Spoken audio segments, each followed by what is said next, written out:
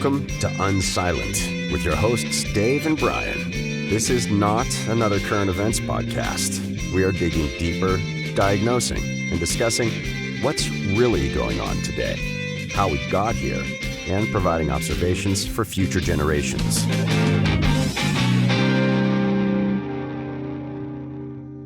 Welcome to Unsilent. We're Brian and Dave. We'd love to hear where you think we got it right and where we just don't know what the heck we're talking about.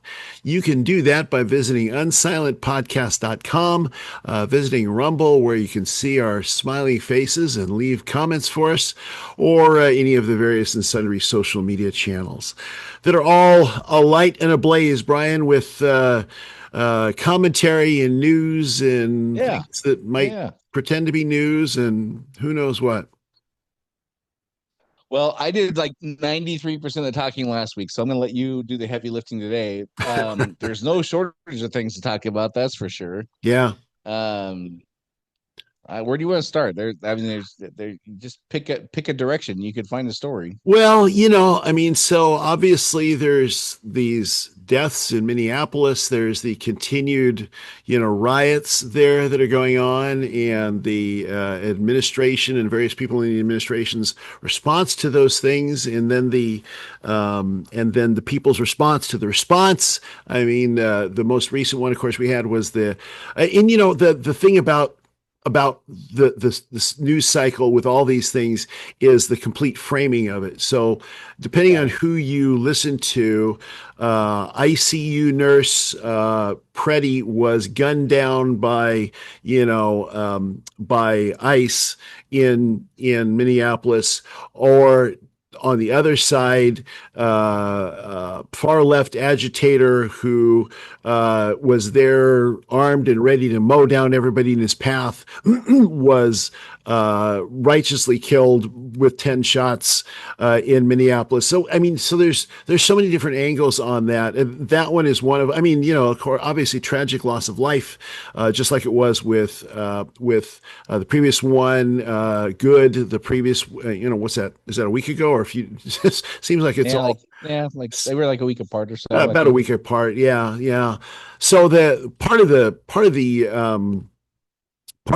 thing that's striking to me is, again, we've talked about this to a certain extent, the competing truth that's out there. So what is truth? What is the actual thing that happened, and even just not even what happened, but how do you ask the question in public, and how you ask the question in public, and how do you interpret a piece of video? We still, over and over and over, whether it's George Floyd and whether, whichever of the things that have happened that have been captured on video, you can have literal, right before your eyes, and people drawing exactly the opposite,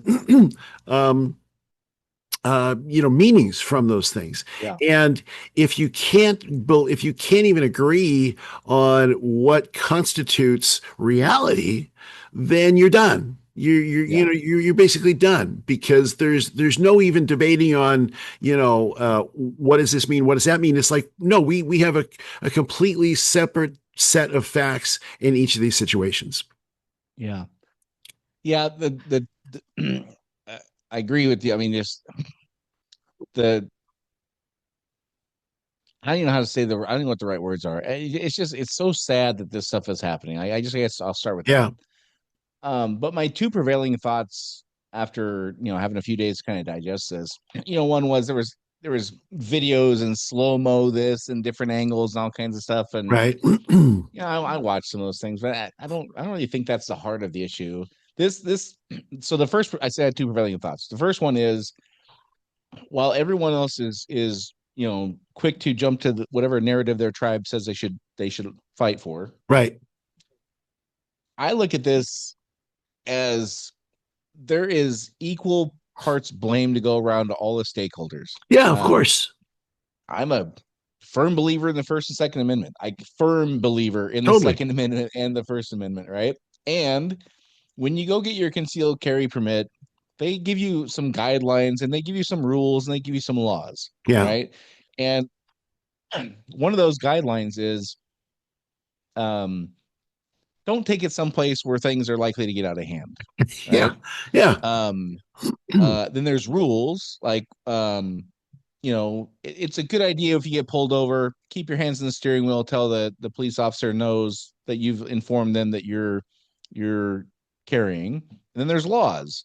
Um, I don't care if you're carrying a gun or not. Police tell you to do a thing, you got to do it. That's the way the law of the land is Sure. written, and you can argue your case in court, and hopefully you prevail if you were right and the cop was wrong. But that's not the time to argue. That is not while the cop is telling you to do the thing, right? Right.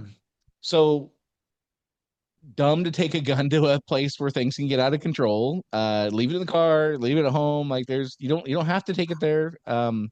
Also, um, dumb to have people going to do rioting kind of things and fight the federal government in this capacity, and also dumb to have law enforcement of any kind you know amped up to the level it feels like they're amped up. You know what I'm saying? Yeah. Like Oh, yeah. just the energy of these altercations. Like it's not. I mean, there's cases where they're lined up with their troop, their riot gear and things like that. And they're just standing there quietly, holding their face shield or whatever, and Sure. their mace. They're just quiet, but that's not what this is. I mean, the people involved were like they were amped up, like the Right. adrenaline was running and things like that. So it feels like there's plenty of blame to go around for everyone, which, I don't want to also fall in the camp of like, well, everyone has plenty of blame and like you just dismiss it. I don't want to No. become that guy either. Um, but it also feels to me like whether it's accidental or on purpose, I don't know if it really matters. I guess it does, but I don't know if we'll ever know the answer. But it feels to me like there are forces at play that are putting people in unwinnable situations. And this feels like an example of that. Yeah. The idea that you're going to have somebody go to a riot with the idea of letting these people know you're pissed, like that's the purpose of these things, is letting them Sure. know you're not happy, Sure. and whether you want to call them agitators or whatever, the point is to make your voice heard that you're pissed. That's Right. the whole point of the thing, right? Yes. And expecting police officers or law enforcement in any capacity with that in that environment to make perfect calls every time, I just don't think is I don't It's think not it, going to I think happen.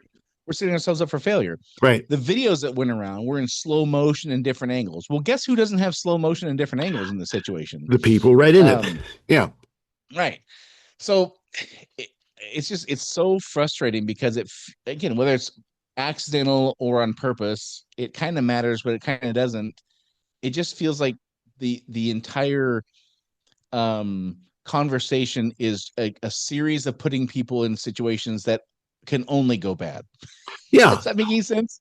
Well, I mean, I think it is. There are subsets of people in those situations. So I do think, I hear what you're saying, but I do think it does matter if it's on purpose too, because Yeah. I think, if you would take this situation and say, if it were organic, if it were just normally organic and just sort of developed, and some people are there and they're like, wow, look at this guy's abusing this guy, and it would evolve in a certain way, right? Yeah. It probably wouldn't be good, but it wouldn't happen like this is happening. I mean, so you have literally, I mean, the only thing I can keep coming back to is civil war. I mean, over and Yeah. over and over civil war, because you've got a group of people who have that. I mean, I've heard that there is like emoji signaling. They've got certain emojis that they share on their Yeah. smartphones to tell people where to be to oppose ICE.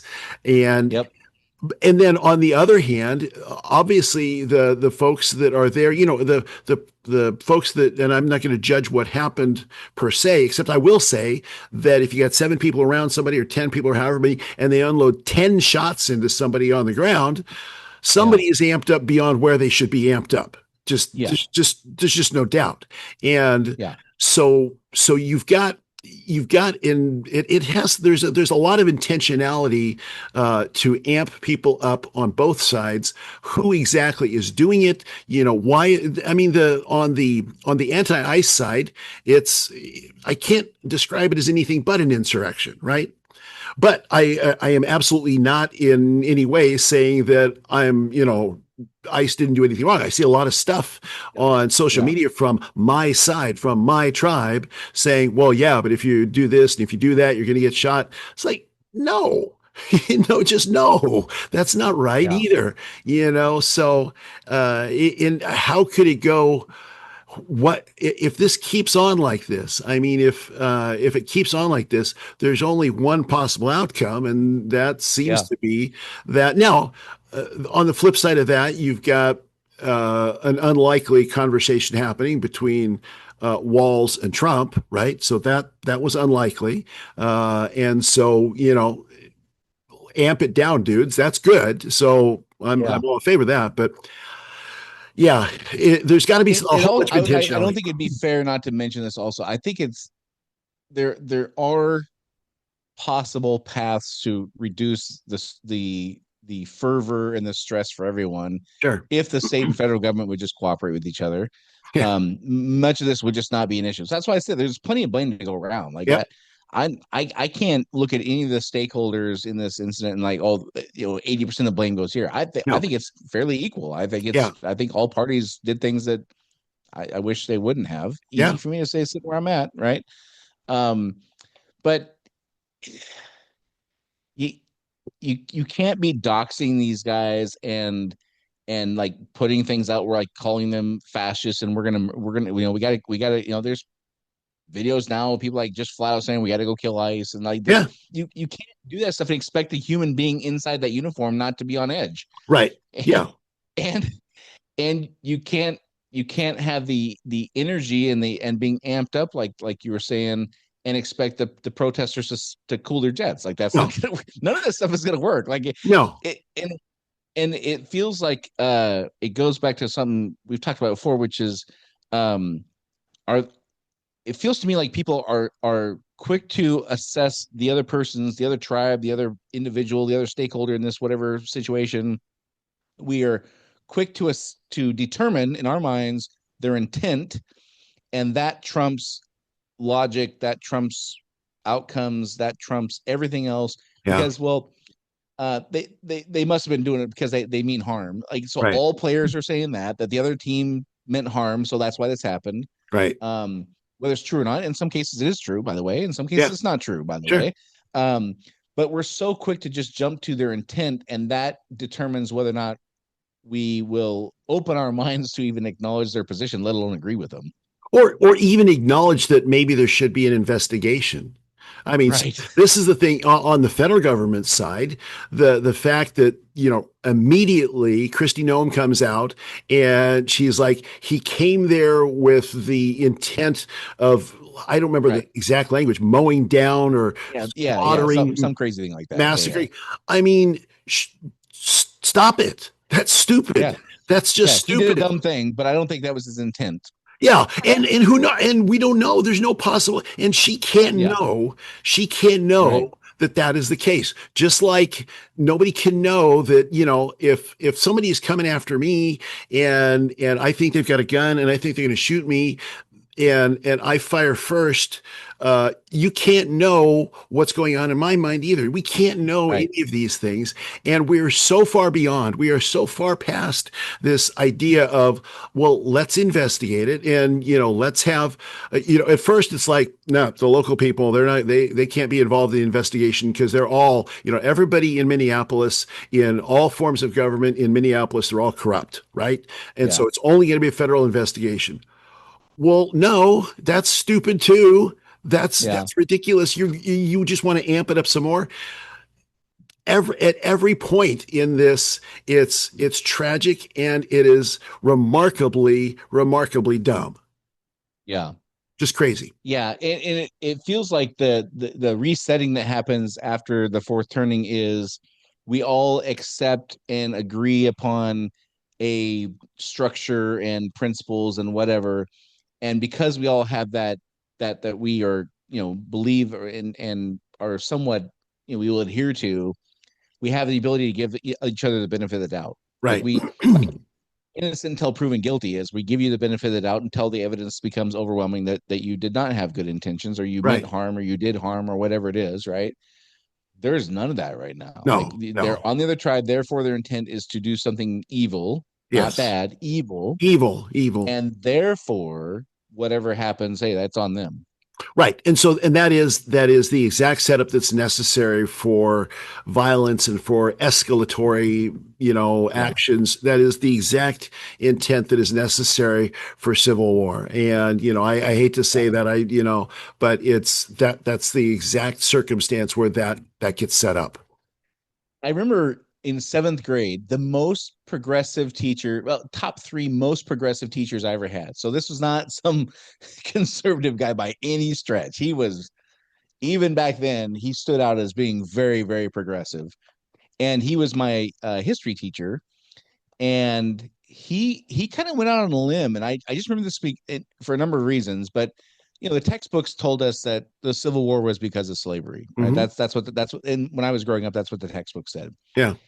He deviated from that narrative and he said, that's you can't dismiss that as a factor. There's no question, but it wasn't the thing. Hmm. What the thing was states' rights versus the federal government's rights. Yeah. Now, I don't have enough information to know if he was right or not.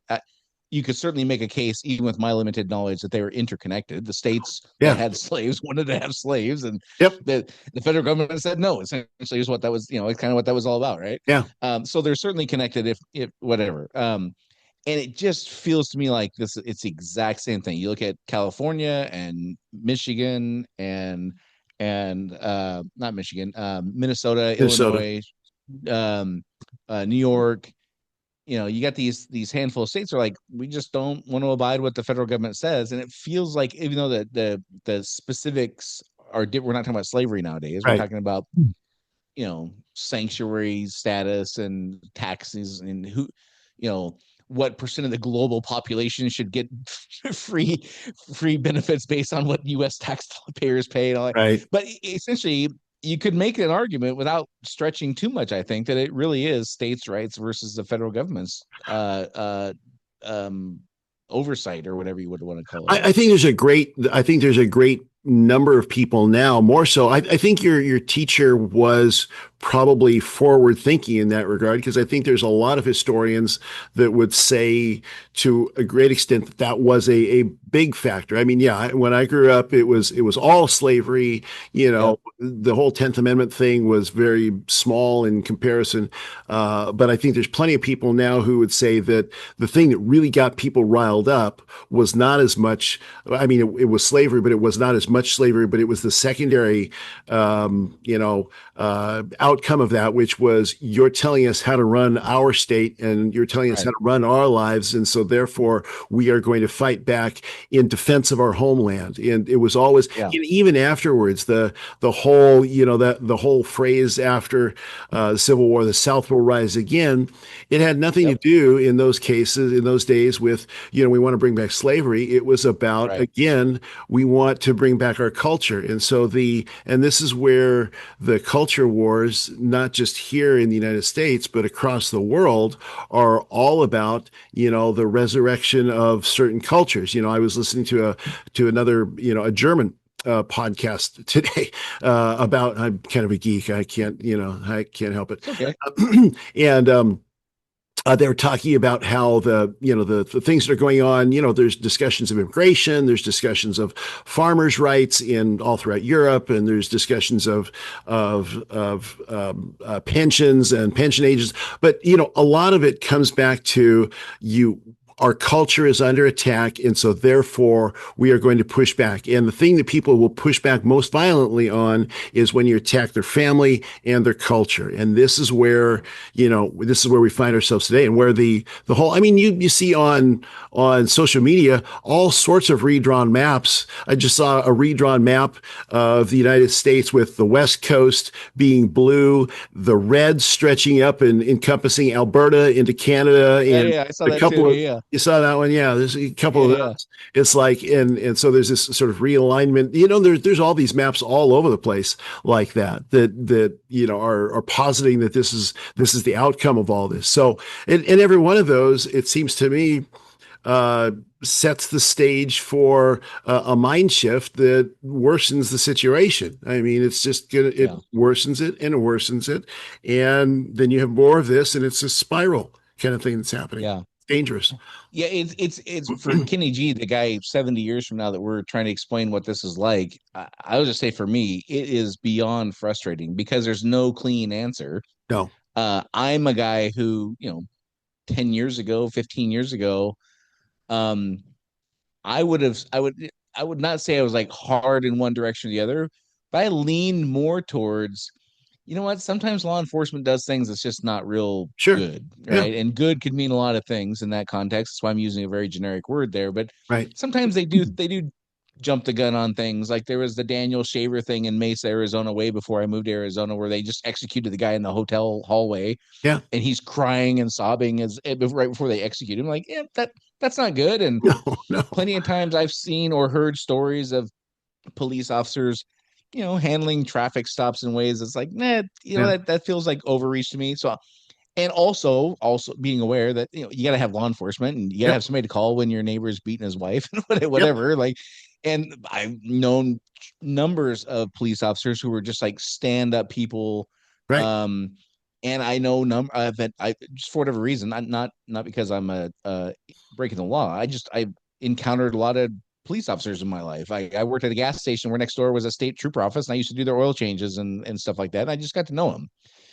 And you know what? They're human, and Yeah. there's really good people, and there's really not so good people. And I. But my point is, 15 years ago, I would have erred on the side of you gotta protect the citizenry, and we gotta restrain the amount of damage bad cops can do. Essentially, I guess Right. is a way of saying it.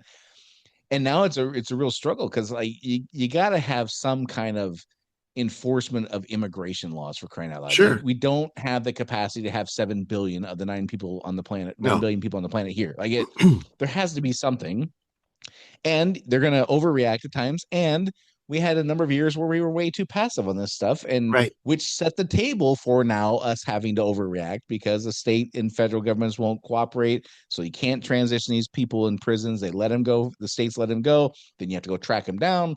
They're out in the public now. It makes it more dangerous for everyone. That's a legitimate argument, I think. Yeah. I think that's a completely legitimate Sure. argument. And there's people who, when they get a badge and a gun, do things that they wouldn't do otherwise, and there shouldn't be that either. And so my point is, there's no clean answer because all sides could be right and all sides could be wrong in any given conversation about any given situation. Well, and we've moved beyond even the question. See, this is the problem. We're not talking about what's happening in Minnesota. We're not even talking about immigration anymore. We're just Right. not. We're not talking about immigration. Is the on and I mean, you even look at like President Trump's positions on immigration, for instance, have been very popular. Yep. We don't want an open border. Let's get rid of the criminals. Pretty much everybody agrees on that. I mean, 70% of the people, there's 30% of the people that will disagree because, Trump could discover the cure for cancer and they disagree.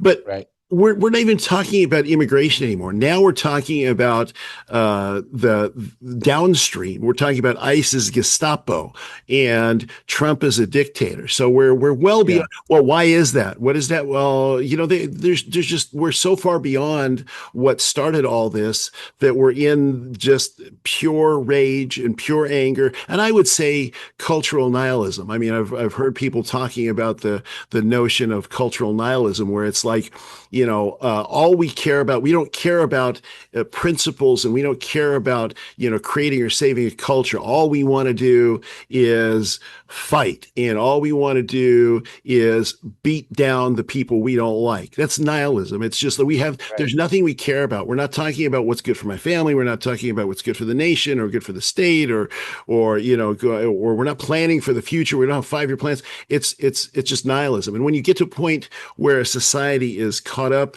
in cultural or any kind of nihilism, for that matter, you're at an inflection point that most likely is going to implode. It's going to go, it's going to go horribly wrong. And, if that's why I am encouraged that, I think Tim Walz is an idiot, I'll just put it that way. But I am encouraged that he called up Trump. At least that's the way they say it, that he called up Trump and said, hey, let's talk about this. So, yay, good. Even if two people that are both of them saying things that are not things that I agree with, yay, let's have a discussion and just stop the insanity before it's too late. Yeah. The one thing I keep worrying about is, we talked about like the tribalism and the intent and things like that. It does feel like there's like an element of racism in this whole thing. Like if you're a white guy, like you just need to be punished, and Mm-hmm. like the more black and brown people we can have here, like Sure. that diminishes you. And I'm not saying that that's even prevalent, but it is there. I don't think we Sure. can dismiss that it's not a thing at all. I think Right. that there is an element, and that's the part that just bums me out the most. I really thought we had grown past that. Well, If but you you really see, it's useful though. Again, this is back to that point I was making about cultural nihilism. It's a useful thing. It really has nothing to right, do with race. It has to do with us and them. And hey, here's another cudgel we can use to yeah, beat the other folks up. So, yeah, um, you're right. It's like for anybody who's been married for any length of time, they would understand this. Like, the husband and wife get in some kind of spat, one of them disrespects the other one in front of a friend or something like that, and that's the real thing. yeah, But fast forward 72 hours and they're arguing about how the dishwasher is supposed to be loaded. right, That's the spark they're going to address today, like, or right, whatever it is, right? exactly, Or you didn't whatever. Anyhow, it's the same kind of human behavior uh, at a macro level instead of a micro level. exactly. So, do you think Minnesota is going to calm down at all? Do you think it's possible? um I think it will in the short term. I don't think so in the long term. Don't now. My No. hunch is these things will be little flares that'll kind of get, whether it's behind the scenes, Yeah. Mayor Fry and Governor Walz and Trump working together behind the scenes to intentionally do it and Right. kind of quell things a little bit, or people just get exhausted or whatever it is. I Yeah. think it'll happen for in the short term, but long term, Right. I don't think we've seen anything yet. And No. and in fact, I'll show you this video here. This is the chief of police, I think, if I got that right, for oops, I gotta click these buttons here. I think this is the Minneapolis police chief, if I remember right, being interviewed by, I don't know, CNN, MSNBC, CBS. Here, I'll play a minute long clip, and you can hear his thought. Part of the reason I'm not so optimistic. From what you have seen in the public space and heard from federal officials, is there any evidence that you know of that Preddy was assaulting the federal officers as the Border Patrol chief claims? Well, I've seen the videos just as thousands of people around the country have, and the videos speak for themselves. I think it's deeply concerning, the things that are being said. This is an individual that was a city resident. It appears that he was present, exercising his First Amendment rights to record law enforcement activity, and also exercising his Second Amendment rights to lawfully be armed in a public space in the city. So I think very obviously there are serious questions that are being raised. And I think the greater issue is, even if there is an investigation that ultimately proves that at the time of the shooting it was legally justified, I don't think that even matters at this point, because there is so much outrage and concern around what is happening in the city. Okay, so that last have a ton of hope. Even if we do whatever courts or review or investigation that it was legally okay, it doesn't really matter. Yeah. So that's the part that even if the tiff over how the dishwasher is loaded subsides, which it Right. probably will, the underlying greater issue of we want to do things our way and you're telling us not to do them your way and we don't like that. I don't see how that goes away anytime soon. Well, and that statement by him is relatively unusual, because you see, or at least for the past it has been, because you can see in the past, usually there has been a little bit of unity with law enforcement, Yeah. and so, him saying that, I don't think the law enforcement aspect of this really even matters. Right. I mean, yeah, that to me is the downward spiral that is, I don't know how you recover from. And that's again where you've got law enforcement against law enforcement, just like you had Civil War, Army against Army. I mean, right.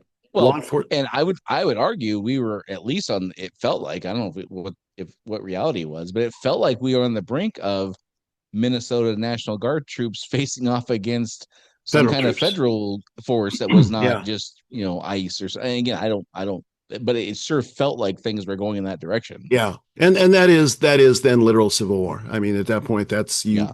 you have a hot civil war going on. Now, well, and Yeah. then and of course it is fascinating as you listen to commentators and they talk about how um it this is happening in Minnesota.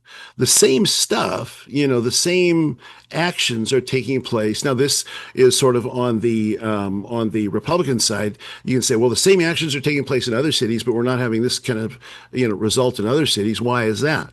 So so that's a legit response, right? Well, now again, I want to be careful here. I know nothing about any of this stuff, but my intuition says it's maybe, just maybe, Dave, not a coincidence that it happened in Minneapolis right after that YouTube video of all that fraud happened. Right, yeah. Well, and I think that's one of the big points is that If there is somebody, as many suggest, who is funding the coordination and the communication and teaching people how to do different things that are disruptive and things, if yeah, that's true, I don't know if it is or not. If it is true, I would imagine those people might be getting money from any kind of fraud that might be happening. right. And, when the sunlight gets exposed or, shown on your operation and you want to distract people, like, I mean, the Wizard of Oz in 1939 told us how this works. Yeah, exactly. Absolutely. Yeah. It's Wag the Dog. It's the man behind the curtain. That's exactly what we see. And it's just one example of, numerous ones I think that are happening. I think one of the more fascinating parts for me that is less or it's less unpleasant to talk about. I shouldn't use a double negative like that, but it's I don't mean it's more pleasant. I mean it's less unpleasant to talk Yeah. about is watching how the historically staunch talking points are just being laid to rest. For example, I have never in my entire adult life that I can recall remember a staunch progressive touting the merits of the Second Amendment. And all of a sudden this week, hey, they got a constitutional right to carry. Like, how dare? Right. And by the way, I agree with them, although I would caveat when say, like, they still teach you guidelines and rules and There's laws still to some follow, stuff and that's not supposed to there's be still some done. things. Yeah. And Yeah. by the way, I don't agree with all those rules and laws. Yeah. Some of them I think are wrong, but they're there, and I have to either choose to follow them and be able to carry a sidearm or choose not to, and that choice we made for me. Right. Uh, but it's just funny, like, watching. Okay, well, now we have staunch supporters of the Second Amendment and the very progressive camp. That okay, that wouldn't have happened. I don't know, 18 months ago, No, probably for sure. no. And then on the flip side, you've got the more conservative folks, talking about, well, yeah, he has the right to carry, but and then they lead into there's okay, he had, obviously, if he went there with a gun, he had the intent to hurt him. Okay, well, no, that you're the Second Amendment guy. Like, how can Yeah. you say this stuff, right? Yeah. Yeah. These talking points just kind of fly out the window. I saw a video today, and I'll show it to you. I did save that Yeah. one. I'll show it to you if you want, but it's a little long. But um, a progressive guy talking about how we ought to be banning police body cams. And I'm like, what? Like, I thought that was like ACLU. Like, that was Right. like, I don't know if they were involved, but it would be like the kind of thing that a group like the ACLU would Sure. It's be one of their 10 promoting. And by the way, commandments. I think it's a fantastic idea. I think the police should. I think every cop should have a body camera. Yeah. In some cases to protect them and Yeah. to absolve them of accusations. Like, I think it's a great thing. Well, there's this guy, he's like, no, I don't know. You can't be having those things. They selectively use them. There's lots of things they're doing that's bad we don't see. And then, when it helps them out, they edit them in certain ways. Like, Right. okay, well, so here's like a card carrying ACLU guy saying police shouldn't have body cam. So all these talking points are just getting like jettisoned out Yeah. because the underlying thing of what they want is more important, which may come down to states' rights versus the federal government's rights. I don't know. I don't think it's that quite that tidy. I think there's more I don't think it's as tidy as the states' rights versus the federal right. It feels to me like it's more of a which culture should be accepted, celebrated. All the things we used to talk about a couple years when we first started doing this. Like Right. there's escalations of like you have to accept things, and then you have to embrace them, Right. and then you have to celebrate them, and then you have to promote them. I think there's a certain underlying um, belief in both camps that certain cultures should be entitled to that celebration and certain ones should not. I feel like it's more that than states' rights versus federal rights, but Well, you know, but see, I'm gonna push back a little bit. You're talking about what are the reasons and what's the logic and what's the progression of the logic to those reasons, right? And yeah, I think we're well past needing a reason or needing an excuse or needing some logic. So we just pull off whatever off the sure. shelf for a 30-second soundbite. So if it's the NRA president pulling out, and that they wouldn't do this, but it's the NRA president pulling off the shelf. Well, he shouldn't have been there with a gun, and you say, well, that's hypocritical. No, you're not supposed to go there. Or if Yeah, it's yeah. the liberal guy saying, well, he was fully within his rights. The Second Amendment, I'm staunchly supportive of that for the last 7.5 minutes. There's connection is no longer required, and this is when a connection with reason and logic and a path of 2 or 3 fact patterns is no longer required, then you're just in a rage machine. You're just in a Yeah. you're just berserkers. One berserker side against another berserker side. Something has to be. I agree with you. And again, I don't have a clear way of even articulating. I'm not even sure if I understand what I even think about this stuff, to be honest with you. But something has to be driving this. Like people Sure. just wake up and go decide to do this stuff. There has to be a thing or things Yeah. driving this. Yeah. I don't think it's people saying that states' rights versus federal. I don't think that's even a No. subconscious thought, let alone a conscious one. Right. But there is something driving this. I don't think it's race stuff entirely, although I think that could be an element of it. I think it maybe is as simple as what we talked about a month or so ago, just people's perception of what I have is not fair and anything Yeah. besides this is better. It could be that simple. I don't know. I think it's that. I think it's pure emotion. So one thing is, Yep. I think we're well beyond logic. It's pure emotion. I think it's everything that I believed in society has failed me. So Yep. all of the institutions have failed me. For the left, it's like all the stuff that I did forever and ever and ever. We're gaining more power in the courts, and we're gaining more societal power. And now, women are not, or men are not going to be able to participate in women's sports. So,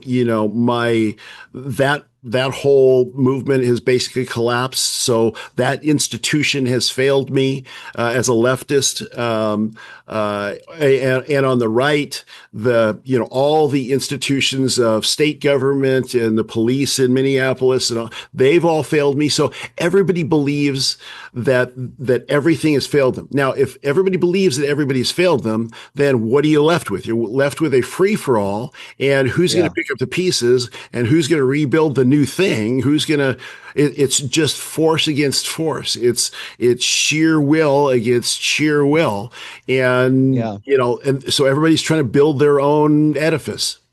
As you're talking about that, I had a thought that maybe even the tribes are not even arguing over the same point, right? Mm-hmm. So let me give you an example. So I'm reading this thing here. This is a screenshot from a Senator Chris M. I don't know which senator it is. That doesn't matter.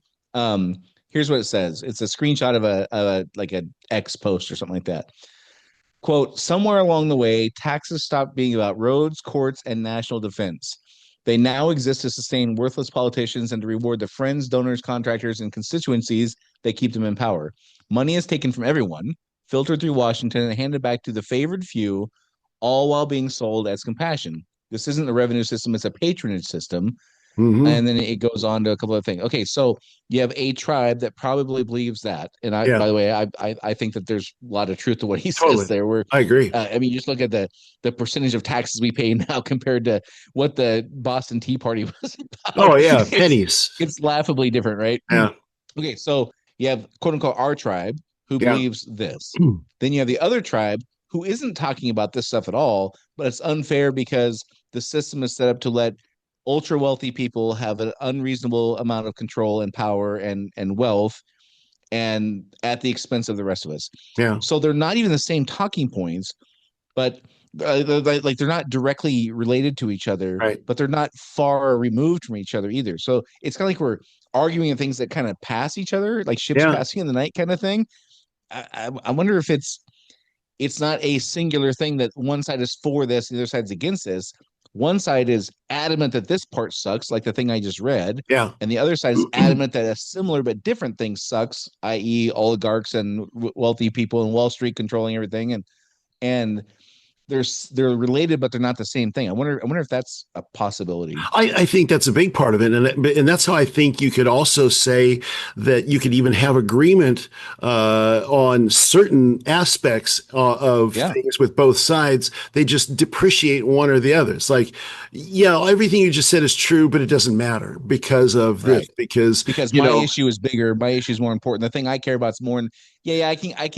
I would imagine there's people who are very progressive who say, yeah, DC is a money laundering machine, but that's not the big issue. The big issue is this thing over here. So it's like the yeah, but thing. Yeah, I think I think there's a ton of that takes place because there's certain things that when you're in people's face, they have to admit if they have any shred of integrity, but they don't have to admit the importance of it. So you could admit, for instance, so this is like one of the probably the best example of this right now is Gavin Newsom admitting that there's unfairness in women's sports because dudes are biologically superior in doing certain things, but so it's like. And he'll admit this, but then he'll go on to say, "But I'm doing this anyway because that's not really all that important." It's not important, right? So, and this is how you can kind of depreciate the other side's point and get to your own point, and raise because your criteria for what is quote unquote fair and my criteria of what are totally quote unquote fair are not exactly neatly lined up. There's overlap, certainly, but they're not the same. So the thing one of my criteria for what is fair that you don't recognize, I think is really important. Well, then I can't go along with the other stuff because you don't recognize how important my thing is. Exactly. Yeah, and that's the weighting. Understanding how important my thing is like paramount to our survival. Right. Yeah. And I mean that kind of tongue in cheek, but kind of also not. I think that's really at the heart of it. It's I don't think it's tongue in cheek at all. I think that's the right analysis. I think that is an actual right analysis for a lot of what we face right now, and that's where again you've got people that they could agree on the facts but come to completely different conclusions. If they pay attention to the facts, the intelligentsia will pay attention to the facts, but they'll disagree on the importance. The foot soldiers don't even give a rip about the facts. They're just like, they're bad. Let's go beat them. Let's go. The one person, I can't remember who it was this last week when they said, don't show up and be peaceful about it. Let's go kill them. Right. That one. So we're just, and when that becomes acceptable, again, you're at the end. Well, again, accepted and then embraced and then celebrated. Right. I mean, it follows the same escalation, right? Yeah, exactly. Yeah, I think that's where we're at right now as a culture. And so, the question is whether that's going to kill us or whether it's going to be the foreign ones. You want to talk about some foreign ones? Yeah, I'm only laughing because I don't know, was it 2 weeks ago or whatever? It felt like the foreign thing was going to be like the more likely culprit, and now it absolutely feels like it's going to be internal. It's laughable, the volume of things that are happening and the weight of each of the volume and the weight of each of these things is just off the charts. I mean, in 1987, you would have had one of these stories every few months. And today we have them like sometimes multiple a day. It's just wild. What is it today versus what is it yesterday? Yeah, exactly right. I think that's all right. So what's your international policy thesis update? Well, so my thesis is that this, people will look at America and see all the turmoil and everything that's happening here and think, oh my gosh, those guys are crazy. The Yanks are going crazy. And the Yanks are going crazy. That's true. but I think that it's a global phenomenon. One of the things that's fascinating to me, and one of the reasons I watch what's happening, not just in Europe, but around the world, is it's a global phenomenon. So Yeah. one of the things, looking at China, it obviously China is a significant competitor of ours.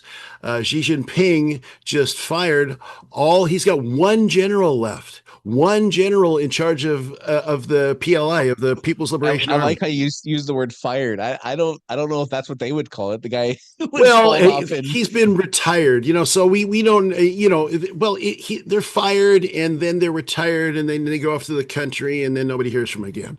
well, I thought they were like actually like drug out and like executed. Maybe that's North Korea only. Maybe only North Yeah, no, Korea does that. that's the uncivilized place. That's North Korea that does that. No, that's All China's right. not quite. No, he's had the some of the top people, Xi Jinping's, and I don't know the names, but Xi Jinping's, like one of his top generals. Their fathers fought together. They're the last ones that fought together in the Vietnam War, the Chinese Yeah. Vietnam War, and all that.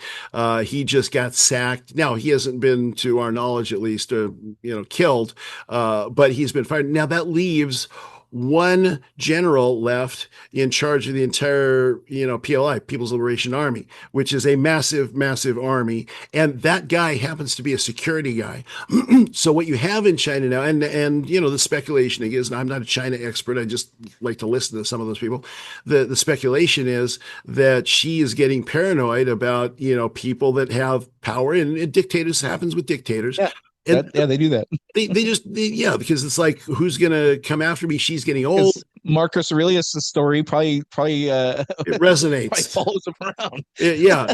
Well, it's the thing about that makes things interesting is now she has this mandate that by 2027, aka next year, the PLA would be capable, it doesn't say he's going to, but PLA would be capable of taking over Taiwan.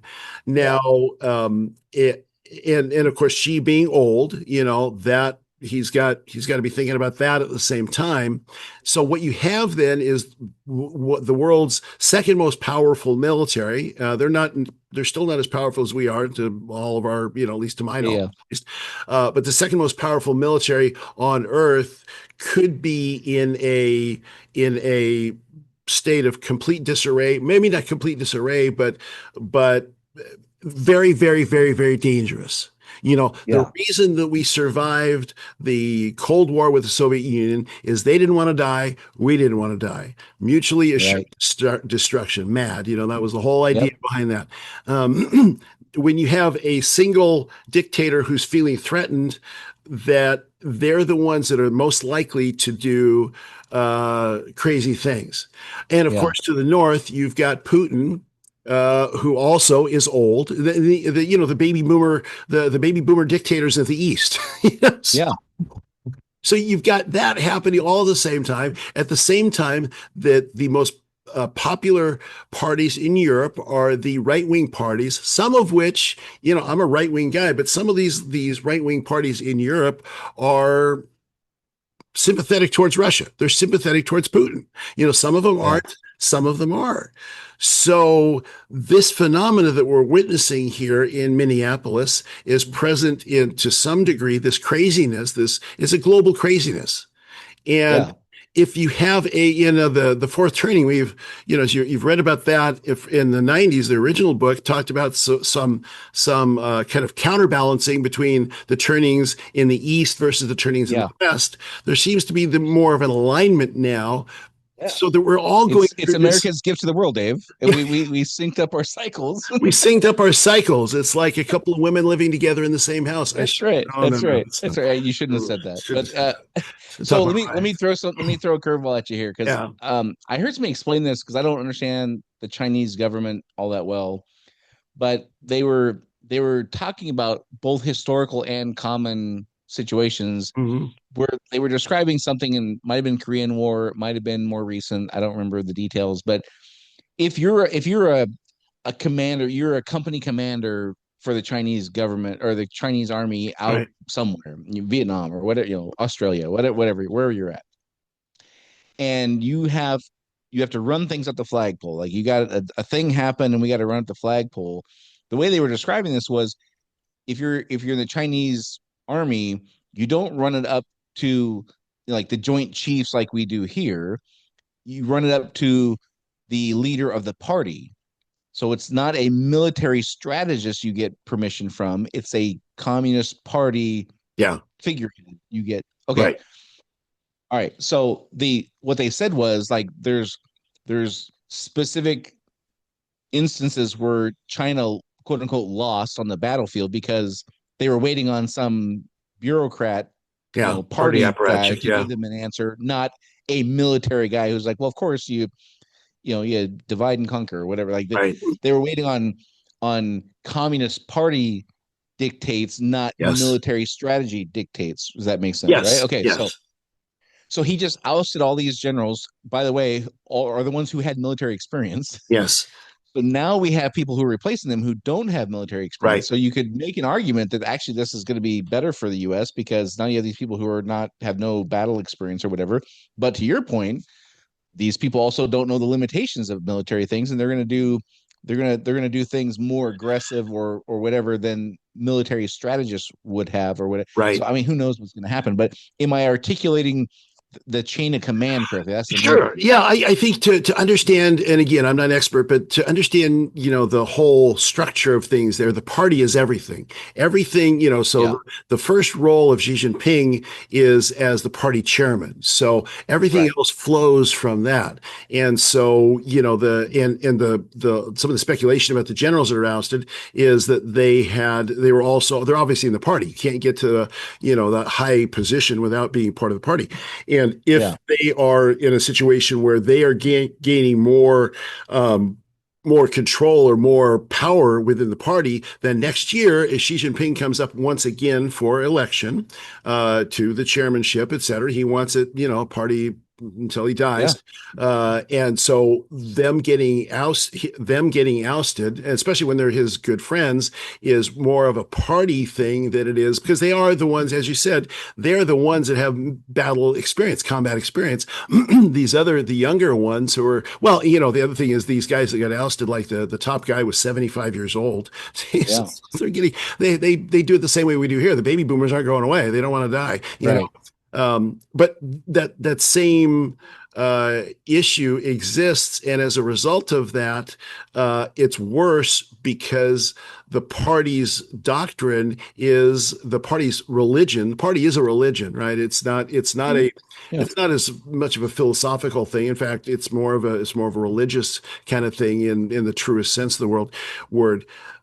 People tend to do things more fervently for their belief system than they will for necessarily maybe military strategy. And so therefore they could do much, much more dangerous things. It's like people talking about what happens when Putin dies.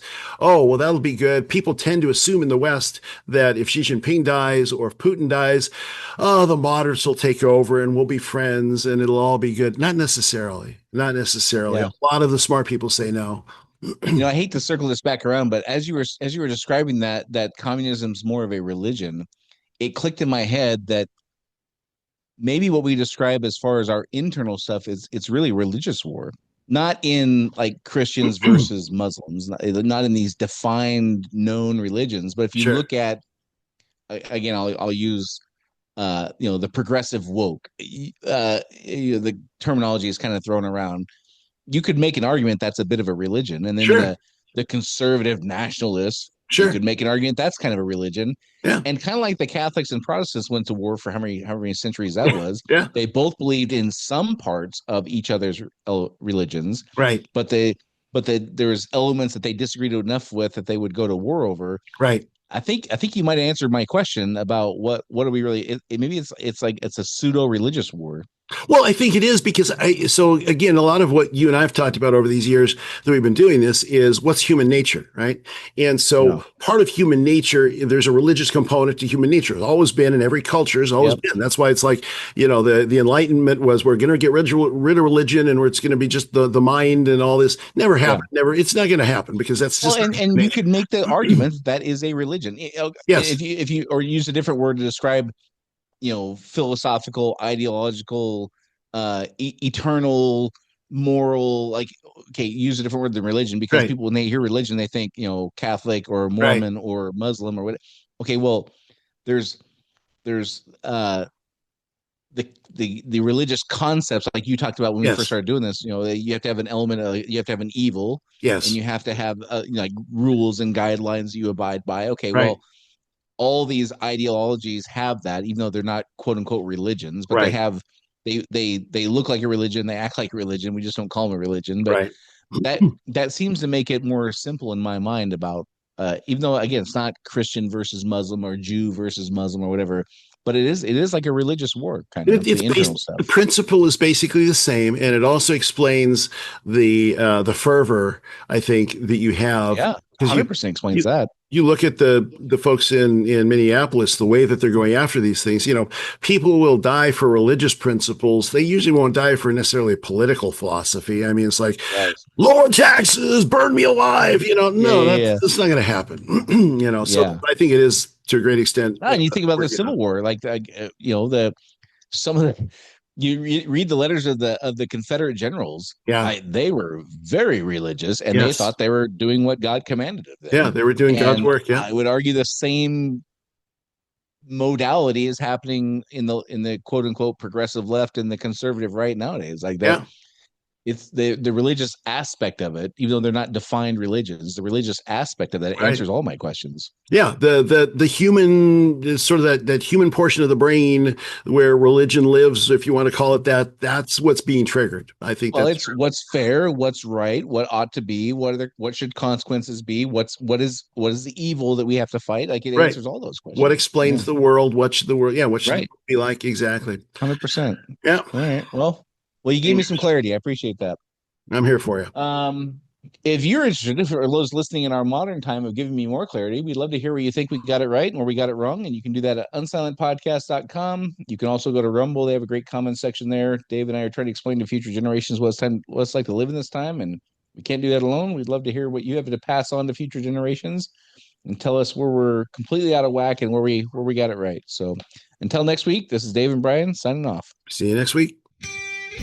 Do you want to be unsilent? Make your voice heard on our social media channels and share where you think we got it right or wrong. Go to unsilentpodcast.com for social links so you can join the discussion.